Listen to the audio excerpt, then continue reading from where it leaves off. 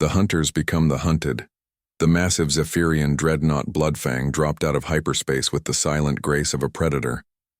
Its dark hull gleamed with biometallic scales that shifted color like the skin of some ancient sea monster.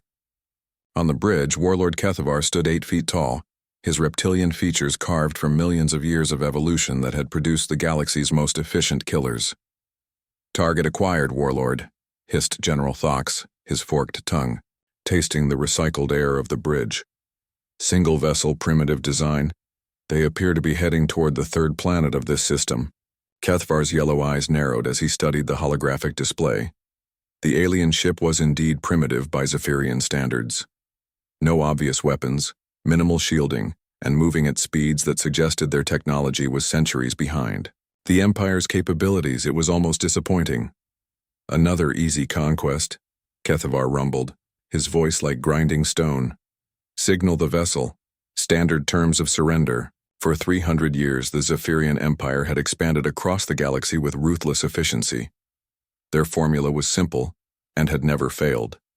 Intercept primitive species, demonstrate overwhelming force, accept their surrender, and integrate their worlds into the Empire. Most species surrendered within minutes of seeing a Zephyrian dreadnought. The smart ones surrendered before the weapons were even powered up. Aboard the human colony ship New Horizon, Commander Elena Vasquez was reviewing the morning reports when her communications officer's voice crackled over the intercom. "Commander, we're receiving a transmission on all frequencies. It's not in any language our computers recognize, but the translation software is working on it." Elena frowned. They were 3 days out from Kepler 442b, their new home world, and no other human ships were scheduled to be in this sector. "Put it through to my quarters, Lieutenant." The translation came through in choppy, computer-generated English. "Primitive. Vessel, you have entered territory claimed by the Zephyrian Empire. Power down your engines and prepare for boarding. Surrender is your only option for survival. You have one of your time units to comply." Elena stared at the message for a full 10 seconds before hitting the comm button. "Dr. Chen to the bridge, immediately. Riley, I need you in the command center now." Dr. Marcus Chen arrived first, his face pale as he read the transmission. As the ship's xenobiologist and head of the diplomatic corps, he had spent years preparing for first contact scenarios. None of his training had prepared him for this.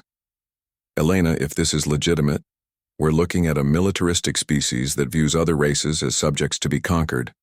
The phrasing suggests they've done this many times before." Riley Johnson burst through the doors, her tool belt jangling. The young tech specialist had been working in the engine room when the call came through. "Commander, what's the emergency? Are we breaking down again?" "We have visitors," Elena said grimly. "And they're not friendly." Riley pulled up the external sensors on her tablet and whistled low. "Holy mother of circuits, that thing is huge, and definitely not human design. Commander, we've got a problem, a big, scaly, really hostile-looking problem." Elena studied the sensor readings. The alien ship was 10 times the size of the New Horizon, and bristling with weapons that could vaporize them without effort. By any rational calculation, they should surrender immediately. But Elena Vasquez hadn't become a commander by being rational. She had been a Marine before joining the Colony Corps, and Marines didn't surrender when civilians were counting on them. "How long until they expect our answer?" she asked. 43 minutes, Dr. Chen replied, checking his chronometer. "Riley, what are our options for evasion?" The young engineer was already running calculations on her tablet. "Not great, Commander. They're faster, better armed, and probably have better sensors, but..." She paused, a mischievous glint in her eye. "This system has a pretty dense asteroid field between us and the outer planets. If we could make it there, they'd follow us and destroy us among the rocks," Dr. Chen protested. "Elena, we have 12,000 colonists aboard this ship. Families, children, elderly people who just want to start new lives. We can't risk them on a desperate gamble." Elena looked at both of them, then activated the ship-wide communication system. "Attention all residents of the New Horizon. This is Commander Vasquez. We have encountered an alien vessel whose intentions appear hostile. They have demanded our surrender. I am not going to make this decision for you. In 10 minutes, we will..." Hold an emergency vote. Surrender and hope for the best, or run and fight for the right to live free. Think carefully and choose wisely. On the Zephyrian dreadnought, General Thox was growing impatient. Warlord, they should have responded by now. Perhaps their communications are more primitive than we assumed? Kethvar's tail lashed with irritation. Send the message again, and power up the forward plasma cannons. A demonstration might encourage faster compliance. The second message was more direct. This is your final warning. Surrender now or face immediate destruction. Elena read the translation and shook her head. Well, that settles it. Riley, how quickly can you plot a course through that asteroid? Field? Already done, Commander, but I should mention there's something weird about those asteroids. They're giving off some kind of electromagnetic interference. Could mess with both our sensors and theirs. Dr. Chen was pacing nervously. Elena, the vote results are in. 67% chose to run rather than surrender. But that means 4,000 people wanted to give up peacefully. Then we'll have to make sure we don't let down either group, Elena said firmly. Riley, engage the course you plotted. Full power to engines. Dr. Chen, send a message to our new friends. The message that reached the Zephyrian ship was unlike anything they had received in 3 centuries of conquest. To the representatives of the Zephyrian Empire, this is Commander Elena Vasquez of the human colony ship New Horizon. We acknowledge your superior firepower and your claim to this territory. However, we respectfully decline your offer of surrender. We have families aboard this vessel who are seeking a new home, and we will not abandon that dream without a fight. If you wish to take us, you'll have to earn it. General Thox's jaw dropped open, revealing rows of razor-sharp teeth. Warlord, they're refusing to surrender, and they're running. Kethvar stared at the sensor display in disbelief. In 300 years, no species had ever refused to surrender when faced with overwhelming odds. It was impossible. It went against every natural law of survival. Pursue them, he growled. Full speed. Ready all weapons. The chase through the asteroid field became a deadly game of cat and mouse. The New Horizon weaved between massive rocks while the Bloodfang followed, its superior speed offset by the need to avoid devastating collisions. Riley's fingers flew over her controls, adjusting their course every few seconds. Commander, I'm picking up some interesting readings from these asteroids. I think they might be more than just rocks. What do you mean? Elena asked, gripping her command chair as the ship shuddered through another tight turn.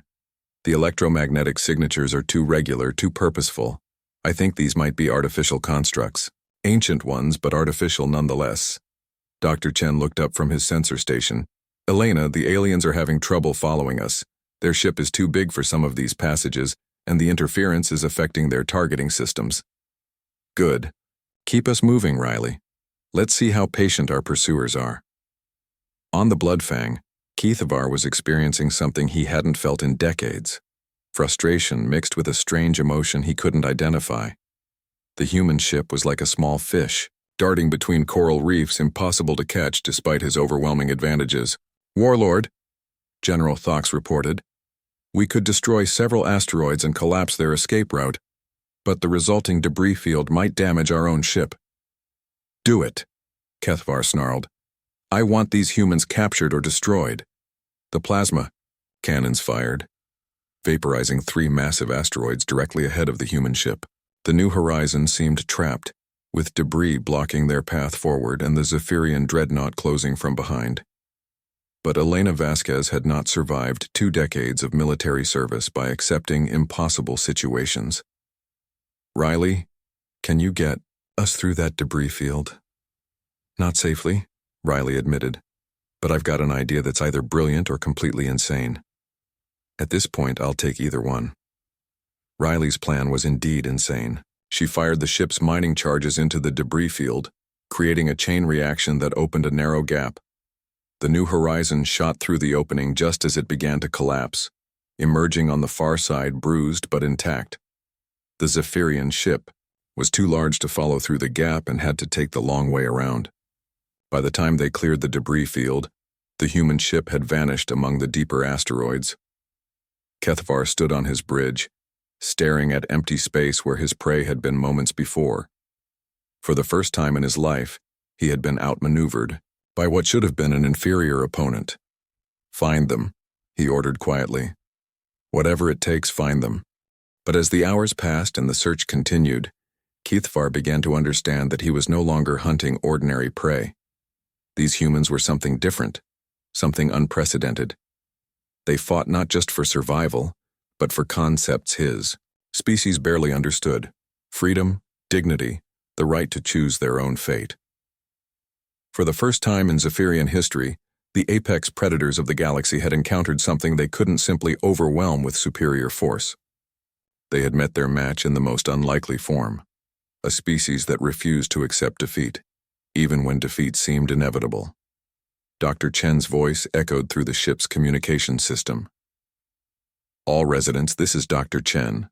We've successfully evaded the alien vessel for now, but they're still searching. I want everyone to know that what we did today wasn't just running away. We proved something important, that no one has the right to decide our fate for us.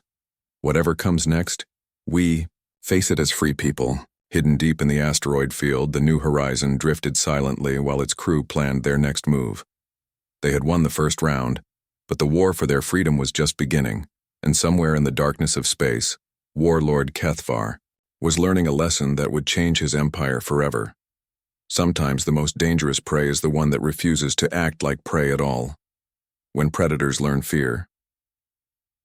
3 days had passed since the humans had vanished into the asteroid field, and Warlord Kethvar was discovering that patience was not a virtue his species had evolved to possess. The bridge of the Bloodfang hummed with barely contained frustration as his crew conducted their systematic search. "Report," Kethvar demanded, his claws scratching deep grooves in the metal armrest of his command throne. General Thox approached, cautiously. "Warlord, we've scanned 73% of the asteroid field. No sign of the human vessel. However, our technical teams have made a disturbing discovery about these asteroids." "Explain." "They're not natural, Warlord. They're the remains of an ancient space station, possibly thousands of years old. The electromagnetic interference isn't random either. It's some kind of defensive system, still partially functional after all this time." Kethvar's yellow eyes narrowed. "Are you telling me these humans have taken shelter in an ancient fortification?" "It appears so, Warlord. What's more, our communications specialists have detected faint transmissions from within the field. The humans are talking to someone, deep within the hollowed-out core of what had once been a massive space station. Commander Elena Vasquez was indeed talking to someone. The someone in question was Ambassador Quinn of the Harmony Coalition, whose sleek silver ship had been monitoring the situation from a safe distance. Ambassador Quinn's species, the Etherians, looked like tall, graceful beings made of living crystal. They had been peacekeepers in this sector of space for over a millennium, but their policy of non-interference meant they could only observe, not intervene directly. "Commander Vasquez," Quinn's melodious voice rang through the makeshift communication array Riley had constructed. "I must express my admiration for your species' ingenuity. In all my years of diplomatic service, I have never seen anyone evade a Zephyrian hunting party for more than a few hours." Elena managed a tired smile. "We're stubborn that way, Ambassador. But we can't hide here forever. Do you have any suggestions?" "The Zephyrian Empire has conquered 847 worlds, Commander. They are efficient, ruthless, and utterly convinced of their own superiority. However, they have one significant weakness." Dr. Chen leaned forward eagerly. "What weakness?" "They have never encountered a species that fights for abstract concepts rather than mere survival. Every race they've conquered has eventually submitted when faced with overwhelming force. You humans seem to be fighting for something more." Riley looked up from her jury-rigged sensor array. "Ambassador, I've been analyzing their ship's systems while they've been searching for us. Their technology is impressive, but it's all based on brute force approaches. They don't seem to understand subtlety or misdirection." "An interesting observation," Quinn replied. The Zephyrians evolved as apex predators on a world where strength and aggression were the only survival traits that mattered. They've applied the same philosophy to space conquest. Elena stood up and began pacing in the cramped command center they'd established. So we're dealing with a species that's never learned to adapt to opponents who think differently than they do. Precisely, Commander. But I should warn you, Warlord Kethvar has sent for reinforcements. A battle group of 7 ships is approaching this system. They will arrive within 18 hours. The news hit the human crew like a physical blow. Dr. Chen slumped in his chair. 7 ships? Elena, we barely escaped 1. How can we possibly evade 7? But Riley was already working on her tablet, her eyes bright with an idea that was undoubtedly either brilliant or completely insane. What if we don't try to evade them? What if we do something they'll never expect? I'm listening, Elena said. The Zephyrians think like predators, right? They're used to being the apex species, the top of the food chain. But what happens when a predator suddenly realizes it's being hunted? Dr. Chen caught on first. You want to turn the tables on them. Make them think we're the threat. Exactly. Ambassador Quinn, you said they've conquered 847 worlds. How many of those worlds fought back? Quinn's crystalline form shimmered with what might have been amusement. According to Coalition records, none of them offered significant resistance after the initial demonstration of Zephyrian firepower. Riley grinned. Then they have no experience dealing with guerrilla warfare, psychological operations, or asymmetric tactics. Elena, I have an idea, but you're going to think I've lost my mind. At this point, Riley, insanity might be our best strategy. Let's hear it. Riley's plan was indeed insane, but it was also something the Zephyrians would never see coming. Over the next 6 hours, the human crew worked frantically to prepare their trap, while Dr. Chen composed what might have been the most important message in human history. When the Zephyrian reinforcements arrived, Warlord Kethvar was ready to end this embarrassing episode once and for all. 7 massive dreadnoughts took positions around the asteroid field, their combined firepower sufficient to vaporize every rock in the area. Warlord, reported his communications officer, we're receiving a transmission from the human vessel. Put it through, Kethvar growled. Dr. Chen's calm, professional voice filled the bridge of every Zephyrian ship in the battle group. Warlord Kethvar, this is Dr. Marcus Chen, Chief Diplomatic Officer of the human colony ship New Horizon. I understand you've brought friends. How thoughtful. The casual tone was so unexpected that several Zephyrian officers actually flinched. General Thox whispered, Warlord, they should be terrified. Why do they sound amused? Dr. Chen continued, before we begin the next phase of our interaction, I thought you might be interested in learning something about human history. You see, Warlord, humans are not apex predators, we're pack hunters, we're pursuit predators. We don't give up, we don't surrender, and we have a very inconvenient habit of making friends with other species who share our values. What is he talking about? Kethvar demanded. The answer came in the form of dozens of new contacts appearing on the Zephyrian sensors. Ships from 17 different coalition species materialized around the battlefield, having dropped out of hyperspace in perfect coordination. Ambassador Quinn's voice joined Dr. Chen's transmission. Warlord Kethvar, I am Ambassador Quinn of the Harmony Coalition. The humans have petitioned for emergency membership in our organization, and we have unanimously accepted their application. As of this moment, any attack on human vessels constitutes an act of war against the Coalition. Kethvar stared at the tactical display in shock. He had brought 7 ships to crush 1 human vessel. Now he faced a combined fleet of over 30 ships from species he had dismissed as weak and pacifistic. But the surprises weren't over. Riley's voice crackled through the communications. Oh, and Warlord, you might want to check your ship's systems. I've been having fun with your computer networks while we've been chatting. Across the Zephyrian battle group, warning lights began flashing.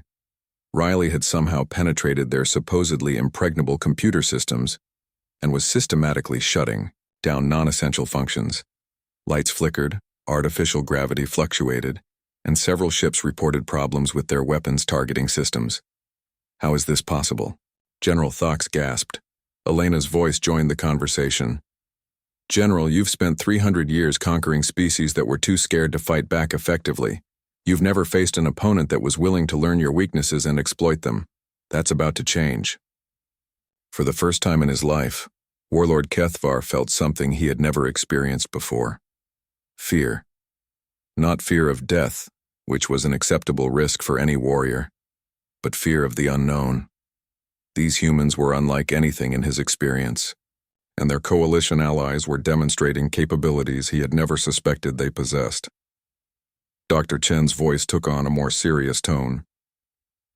Warlord, we don't want a war. We never did. All we wanted was the right to live peacefully and raise our families. But if you insist on a fight, you should know that humans have been fighting wars for over 10,000 years. We've gotten very good at it. The standoff continued for several tense minutes. 37 coalition ships faced 7 Zephyrian dreadnoughts, while Riley continued her electronic warfare campaign, and Elena coordinated what was rapidly becoming the largest space battle in recent galactic history. Finally, Kethvar spoke. Dr. Chen, you have presented us with an unexpected situation. The Zephyrian Empire does not retreat. We're not asking you to retreat, Warlord, Elena replied. We're asking you to evolve. Your species has been apex predators for so long that you've forgotten how to coexist with other dangerous species. But the galaxy is big enough for all of us, if we're willing to share it. Ambassador Quinn added her voice to the negotiation. Warlord, Kethvar, the Harmony Coalition extends an offer of membership to the Zephyrian Empire. Your warrior culture and protective instincts could serve a valuable purpose as part of our peacekeeping forces.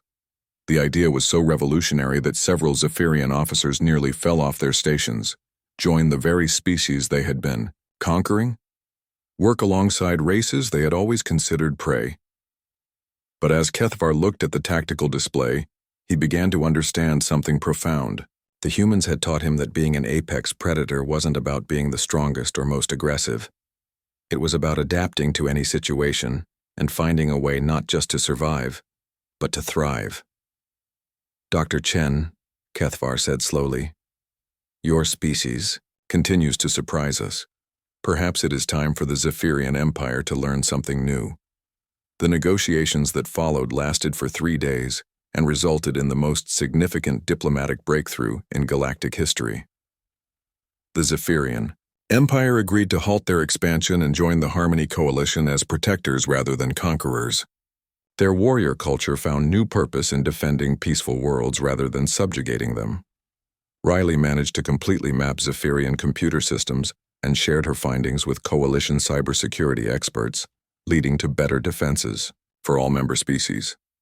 Dr. Chen established the first interspecies diplomatic academy, teaching the art of negotiation to both humans and aliens, and Elena Vasquez became the first human to hold the rank of Coalition Fleet Admiral, leading combined forces that included reformed Zephyrian warriors fighting alongside the same species they had once conquered. The colony ship New Horizon finally reached Kepler 442b, where 12,000 humans established the first joint human coalition, settlement. The world became a symbol of what was possible when different species chose cooperation over conquest. But perhaps the most important change was in Warlord Kethvar himself. He learned that true strength wasn't about being the biggest predator in the jungle. It was about being smart enough to realize when you'd met your match, and wise enough to learn from the experience. The former warlord, now defense coordinator Kethvar, kept a recording of Dr. Chen's first transmission to remind him of the lesson humans had taught his species. Sometimes the most dangerous opponent is the one who refuses to be afraid, and sometimes the greatest victory comes not from conquest, but from finding a better way to live together. In the end, the Zephyrian Empire discovered that humans were indeed apex predators, but not in the way they had expected. Humans were apex adapters, capable of turning any situation to their advantage through ingenuity, cooperation, and sheer stubborn refusal to accept defeat. And across the galaxy, other militaristic species began to reconsider their own approaches to expansion, knowing that somewhere out there, A small blue world had produced a species that could make even the greatest predators question everything they thought they knew about power, strength, and survival.